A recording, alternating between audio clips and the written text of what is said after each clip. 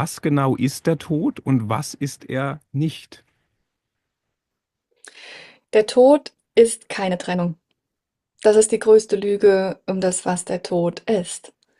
Der Tod ist eine absolute Transformation des Selbst.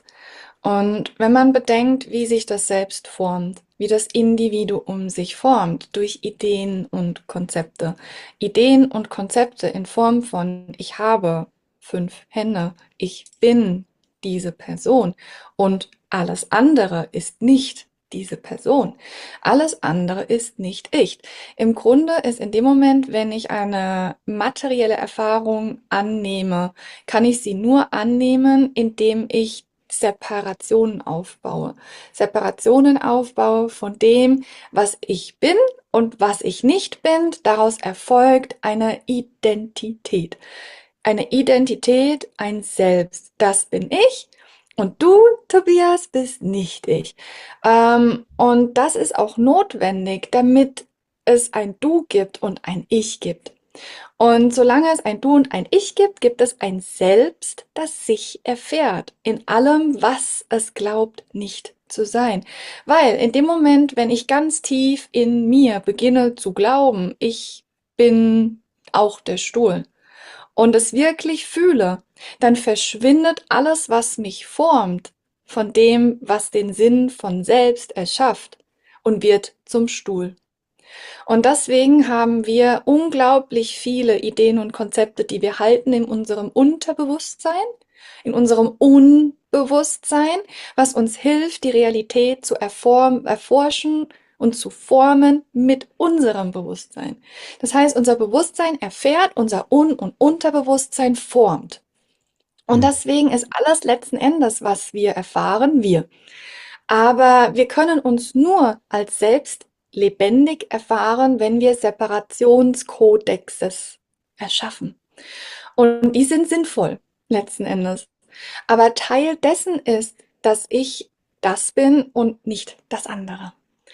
Und in dem Moment, wenn jemand stirbt, fallen schon über Tage und Wochen vor dem eigentlichen Sterbeprozess Identifikationen weg. Und dann kann man sagen, ja, ja, aber Lia, was ist mit einem plötzlichen Tod? Für die Seele gibt es keinen plötzlichen Tod. Die Seele selber erfährt so lange, wie sie erfahren möchte, und wenn sie nicht mehr erfahren möchte, beginnt der Ablösungsprozess aus der Realität. Selbst die, die einen plötzlichen Tod erfahren, lösen vorher schon Dinge von sich ab. Und das kann man nachfragen. Bei allen, die auch einen plötzlichen Tod erfahren haben, gab es eine Bewusstseinsveränderung, eine Persönlichkeitsveränderung. Und alle Personen haben davor angefangen, irgendwo Klarheit zu schaffen und Perspektiven zu ändern. Und es liegt daran, dass die Seele ganz genau weiß, wann es an der Zeit ist, aus der materiellen Welt herauszugehen. Und damit beginnt ein Ablösungsprozess von den Ideen und Konzepten so weit, bis irgendwann keine Ideen und Konzepte mehr das Selbst in dieser Realität alleine halten. Auch Zeit beginnt damit sich zu verändern. Bewusstsein ist ein Teil, also Zeit ist ein Teil des Bewusstseins, was kreiert. Und in dem Moment, wenn dann auch Zeit beginnt, sich zu verändern, und oft ist es so, wenn man eine Nahtoderfahrung hat oder eine außerkörperliche Erfahrung, dass die Zeit wie fluid wird, dass die Zeit wie stehen bleibt. Und auf einmal aus einer Sekunde Stunden, während man das ganze Leben nochmal erfährt oder Momente auf einmal erfährt, obwohl das im Millisekundenbereich ist. Das heißt, Zeit beginnt sich zu verändern. Perspektive und Wahrnehmung beginnt sich zu verändern.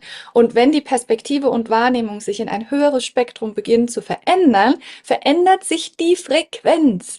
Und das Selbst beginnt auf eine andere Ebene zu treten und verliert die Kompatibilität mit der vorhergegangenen Ebene und Erfahrungsspektrum. Dadurch entsteht der Tod. Aber man hört nicht auf zu existieren. Andere können einen nicht mehr wahrnehmen in dem Moment, wenn man sich auf einer anderen Frequenz- und Bewusstseinsebene befindet, die nicht mehr den Übereinstimmungen der davor verlassenen materiellen Welt sich Mhm. befindet. Und in dem Moment entsteht Verlust für die, die fokussiert sind auf das, was sie sehen, aber nicht sehen können, was sie nicht sehen können. Und daher kommt dieser ganze Angst vor dem Tod. Aber die Seele, das Selbst, was den Tod erfährt, erfährt nur eine Veränderung der Perspektive und ein Loslassen von Ideen und Konzepten. Und damit ist es in einer gewissen Art und Weise der Erwachungsprozess wie langsames Sterben. Persönlichkeitsaspekte, Versionen transformieren mit jedem Tag mehr. Und man hat auf einmal mit der alten Person nichts mehr zu tun. Und dann passiert es, dass die Mhm. alte Person zum Beispiel, die Leute, die mit der alten Person in Verbindung waren, nicht mehr in dem gleichen Leben sind wie nach der Transformation. Und wer von euch hat noch mit den Leuten zu tun, als ihr geschlafen habt? Die jetzt wirklich wach sind. In der Regel nichts mehr. Ihr seid für diese Leute aus der Realität getreten, aber in einer gewissen Art und Weise nicht mehr vorhanden, nicht mehr existent in ihrer Welt, weil eure Welt nicht mehr viel gemeinsam hat. Und jeder kommt mit unterschiedlichen Geschichten. Die einen haben sich aus den Augen verloren, die anderen sagen, ach, du bist umgezogen, weggezogen, aus dem Auge, aus dem Sinn. Und im Mhm. Grunde ist der Tod nichts anderes, nur dass er radikal, die Transformation so schnell passiert, dass keine weltlichen anderen Konzepte mehr darauf passen, außer der Tod.